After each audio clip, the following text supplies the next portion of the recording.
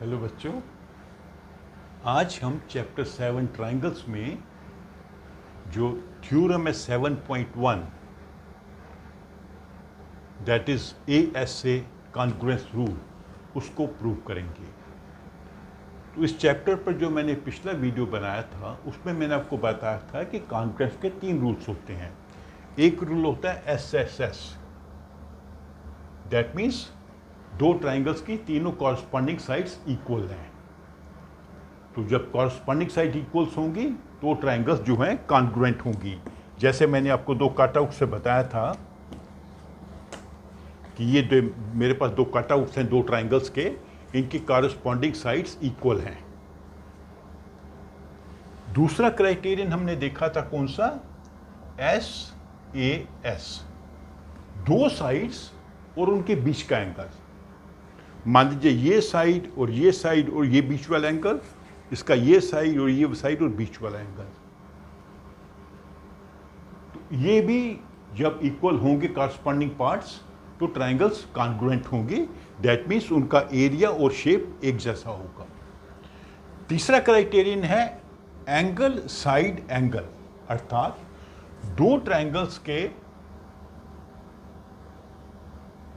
दो एंगल, ये वाला एंगल और ये वाला एंगल और बीच की साइड इंक्लूडेड के जो बीच की साइड है, और दूसरी ट्राइंगल है उसका भी ये एंगल इसके बराबर है, ये एंगल इसके बराबर है और ये साइड इसके बराबर है, तो ये भी कॉन्ग्रुएंट होगी।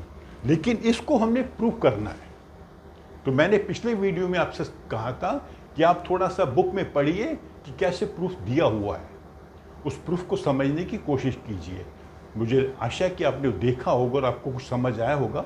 फिर भी मैं आज आपको ये प्रूफ समझा देता हूँ कि हम ASA कॉन्ग्रुएंस रूल को कैसे प्रूव करेंगे।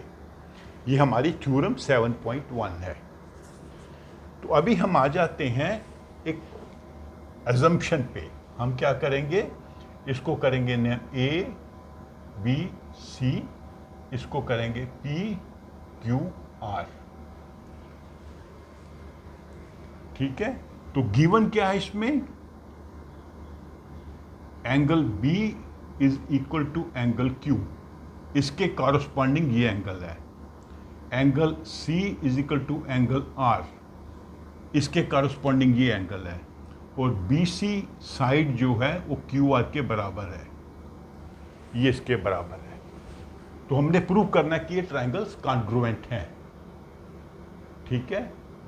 तो अभी इसके ये वो दो साइड्स हैं, इनके बारे में हमें मालूम नहीं है अभी। तो हम क्या करेंगे, हम अज्यूम करेंगे। क्या अज्यूम करेंगे, केस 1 हम अज्यूम करेंगे।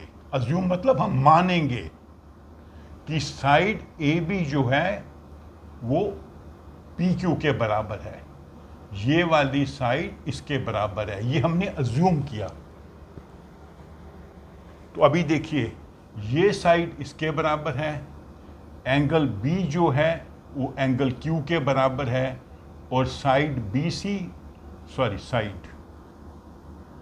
BC जो है वो QR के बराबर है।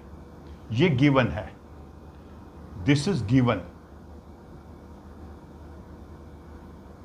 ये गिवन है, ये हमने अज्यूम कर लिया।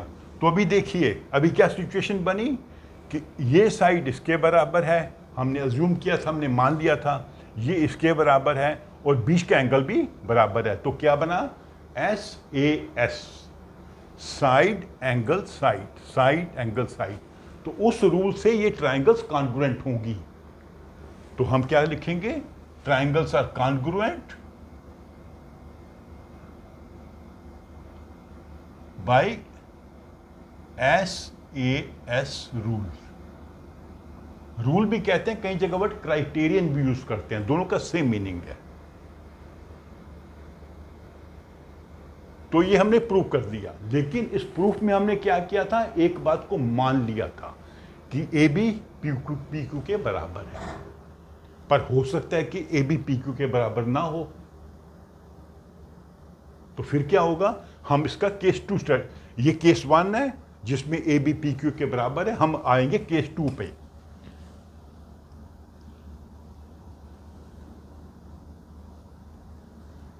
केस 2 क्या बनेगा हमारा, जो ए बी है वो पी क्यू से बड़ा है, ये साइड इस साइड से बड़ी है। ये भी हमने अज्यूम किया, अजम्पशन। एजम्पशन मतलब मान लेना।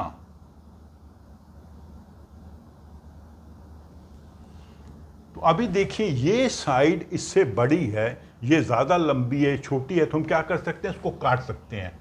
यहां पे हम क्या करेंगे, डी पॉइंट बनाएंगे। डी पॉइंट हम ऐसे बनाएंगे कि बी डी जो है वो क्यू पी के बराबर हो गया, पी क्यू के बराबर हो गया। इतना पोर्शन इसके बराबर है। क्यों? क्योंकि टोटल पोर्शन इससे बड़ा है।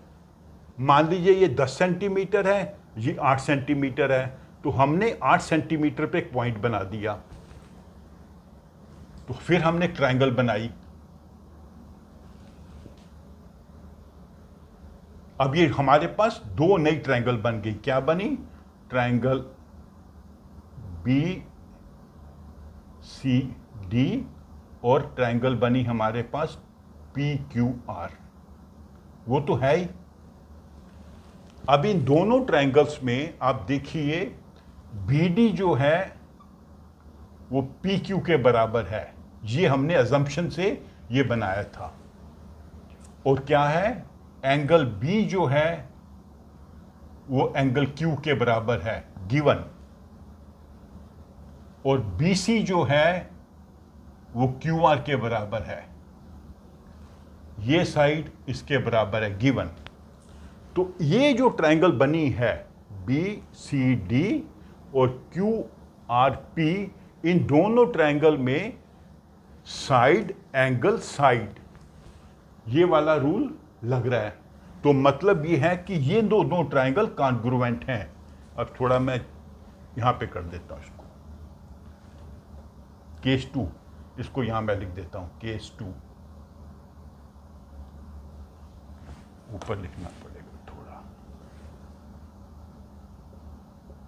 अभी ये जो ट्रायंगल्स हैं B C D is congruent to triangle P Q are.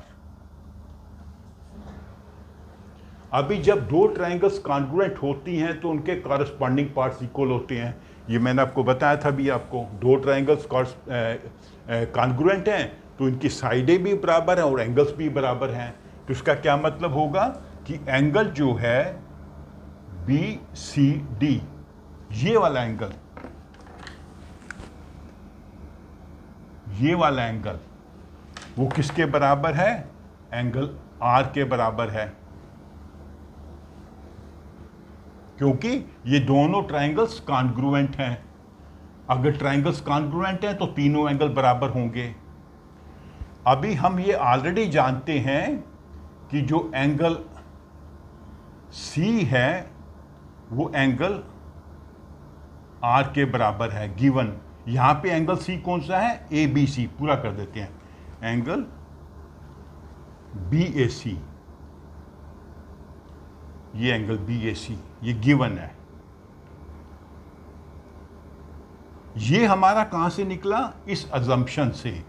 जब हमने अजूम किया कि ये साइड लंबी है, इसमें से इतना भाग काट के हमने दो ट्रायंगल बनाई, वो दोनों ट्रायंगल को कॉन्ग्रुएंट प्रूव किया, उससे हमारा निष्कर्ष निकला कि ये वाला एंगल इसके बराबर है, जो मैंने ग्रीन से दिखाया हुआ है। लेकिन हम ऑलरेडी जानते हैं, क्योंकि क्वेश्चन में बताया गया है कि ये जो एंगल है बी सी ए, जो पूरा एंगल है वो आर के बराबर है। तो इसका क्या मतलब हुआ, angle B C D is equal to angle B A C. B A C नहीं होगा, sorry sorry sorry sorry sorry, ये देखिए ना, ये बी सी ए लिखना था। ये बहुत ध्यान रखना पड़ता है जब आप एंगल्स का नाम लिखते हैं, बी सी ए। ये हमारा, ये थोड़ा सा आपको समझना पड़ेगा कि पहले हमने एक पार्ट काटा, इस जिससे ये ट्रायंगल बनी बी सी डी, उसको हमने इसके बराबर प्रूव किया। जब इसके बराबर प्रूव किया तो हमने प्रूव किया कि ये वाला जो एंगल है, जो हमने ग्रीन से शो किया हुआ है BCD, वो इसके बराबर है। और ऑलरेडी गिवन है कि एंगल BCA R के बराबर है। तो हम ऑलरेडी जानते हैं यूक्लिड की थ्योरी से, things which are equal to same thing are equal. ये इसके बराबर है, ये इसके बराबर है, सेम थिंग है, तो ये एंगल दोनों बराबर होंगे। इसका क्या मतलब है कि ये छोटा एंगल बड़े के बराबर है, ये छोटा एंगल बड़े के बराबर है। तो ये कैसे संभव है? सोचिए, ये छोटा भाग इसके बराबर है। वो तभी संभव है अगर पॉइंट D और A कॉमन हो, मतलब ये एंगल यहां होने के बजाय ऐसा हो। ठीक है, तो ये तभी संभव है, ये वाला पार्ट इसके बराबर तभी होगा जब ये पॉइंट D यहां पर हो। That means BC is equal to BD is equal to BA। ये पार्ट इसके बराबर होना चाहिए, तभी ये एंगल इसके बराबर होगा। समझ आ रहा है आपको? ये हमने इस पार्ट को इस बड़े एंगल के बराबर प्रूव किया, लेकिन ऐसा तभी संभव है कि ये दोनों बराबर हों। दोनों बराबर कब होंगे? जब D पॉइंट यहां पर हो। दैट मीन्स ये वाला जो लंबाई है इस लंबाई के बराबर हो। तो BD is equal to BA। ठीक है, तो BA हम जो है BD is equal to PQ। क्यों BD is equal to PQ? क्योंकि ये दोनों ट्रायंगल कॉन्ग्रुएंट हैं। जब ये ट्रायंगल्स कॉन्ग्रुएंट हैं तो ये दोनों साइड बराबर हैं। ये इसके बराबर है, ये इसके बराबर है, तो ये इसके बराबर हो गया। तो that means AB is equal to PQ।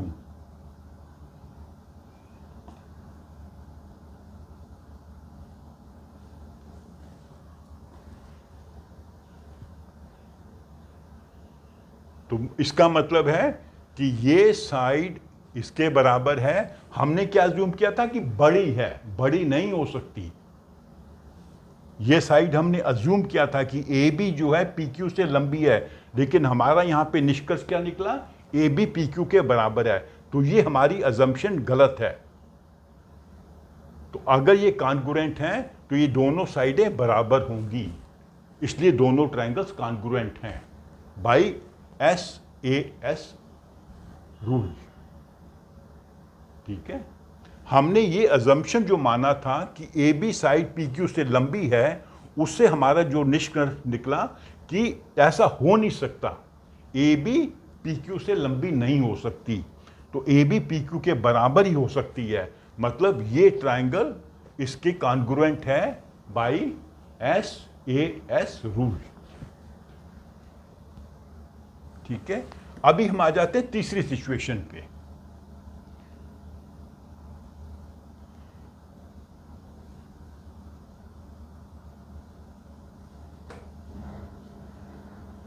इसको अगर आप देखेंगे बुक में 3 सिचुएशन से प्रूव किया गया है। BC is equal to QR। तीसरी सिचुएशन में क्या हम मानते हैं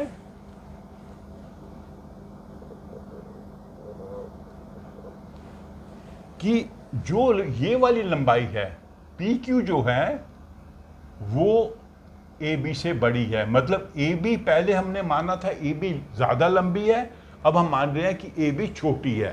तो अभी वही तरीका लगाएंगे जो हमने केस 2 में किया था। अब यहां पे हम एक पॉइंट बनाएंगे S, क्योंकि ये साइड लंबी है। मान लीजिए 15 सेंटीमीटर है, ये 10 सेंटीमीटर है, तो 15 में से हमने 10 काट लिया, तो एक ट्रायंगल बना दी हमने। अब इस ट्रायंगल में क्या है? AB is equal to QS। ये लंबाई इसके बराबर है। क्यों इसके बराबर है? क्योंकि ये साइड इससे लंबी है। उस लंबी साइड में से हमने इतना पोर्शन काट लिया, तो अब ये 2 ट्रायंगल बन गई। तो जैसे हमने केस 2 में प्रूव किया था कि ये साइड इसके बराबर है, वैसा ही यहाँ पे लॉजिक लगाएंगे, उसी स्टेप से लॉजिक लगाएंगे तो आप पाएंगे कि QS जो है वो PQ के बराबर है और PQ जो है AB के बराबर है। मतलब PQ और AB बराबर होंगे तभी ये संभव है कि ये ट्रायंगल्स कॉन्ग्रुएंट बने। तो वही स्टेप फॉलो करने हैं, सिर्फ अंतर ये है कि पहले वाले स्टेप 2 में हमने AB को PQ से लंबा माना था और केस 3 में AB को PQ से छोटा माना है। केस 2 में AB ज़्यादा लंबा है, केस 3 में AB छोटा है PQ से, लेकिन स्टेप्स वही होंगे। तो जब आप स्टेप फॉलो करोगे तो आप उसी कंक्लूजन पे आओगे कि PQ जो है AB के बराबर है, मतलब ये PQ AB से लंबा नहीं हो सकता। तो इन तीनों सिचुएशन में आप देखेंगे कि फाइनली ये हमारा कंक्लूजन निकलता है कि अगर एक ट्रायंगल की दो एंगल और उनका बीच का साइड दूसरी ट्रायंगल के दो एंगल और उसके बीच के साइड बराबर हैं तो वो दोनों ट्रायंगल्स कॉन्ग्रुएंट होंगी और उनके बाकी जो पार्ट्स हैं वो भी बराबर होंगे। अर्थात ये इसके बराबर होगा और ये इसके बराबर होगा, ये एंगल इस एंगल के बराबर होगा। तो इस प्रकार हमने ये जो थ्योरम है प्रूव की है। इसको एक बार अच्छे से आप समझ लें। अगर आपको अभी भी कोई पॉइंट पे दिक्कत लगती है तो मेरे कमेंट बॉक्स में लिख के मेरे को बताएं। तो अभी हम आते हैं एक और सिचुएशन पे।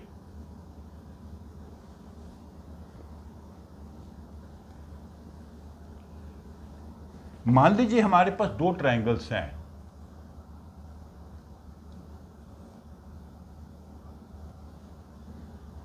ठीक है। इसका ये एंगल इसके बराबर है, इसका ये एंगल इसके बराबर है, और पिछले में क्या था, बीच की साइड। अब हम कहेंगे ये वाली साइड इसके बराबर है। ये साइड बीच की नहीं है, यहां पे था एंगल साइड एंगल, यहां पर हम ये कह रहे हैं ये एंगल इसके बराबर है, ये एंगल इसके बराबर है और ये साइड इसके बराबर है। तो क्या ये भी कॉन्ग्रुएंट होंगी? तो इसका आंसर है यस। लेकिन क्या क्यों यस है ये आप खुद सोचिए और मेरे कमेंट बॉक्स में लिख के बताइए कि ये भी ट्रायंगल्स कॉन्ग्रुएंट हैं। ये क्या है? एंगल एंगल साइड, एक एंगल दूसरा एंगल और साइड।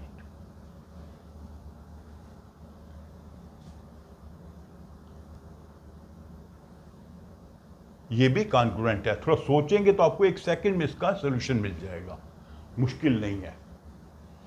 आपने क्या याद रखना है कि corresponding parts of congruent triangle are equal. ये मैंने आपको बताया था। ये कॉन्ग्रुएंट ट्रायंगल्स हैं, इनके कॉरस्पॉन्डिंग पार्ट्स इक्वल हैं, तीनों साइड्स इक्वल हैं, तीनों एंगल इक्वल हैं। यहां से आपको हिंट मिलेगा। तो यहां पे हम इस वीडियो को विराम देते हैं। अगले वीडियो में हम क्या करेंगे, इसकी जो एक्सरसाइजेज हैं उसके कुछ क्वेश्चन को समझेंगे। ओके, तो आप मेरी वीडियो को लाइक करो, अपने फ्रेंड्स के साथ शेयर भी करो। Thank you.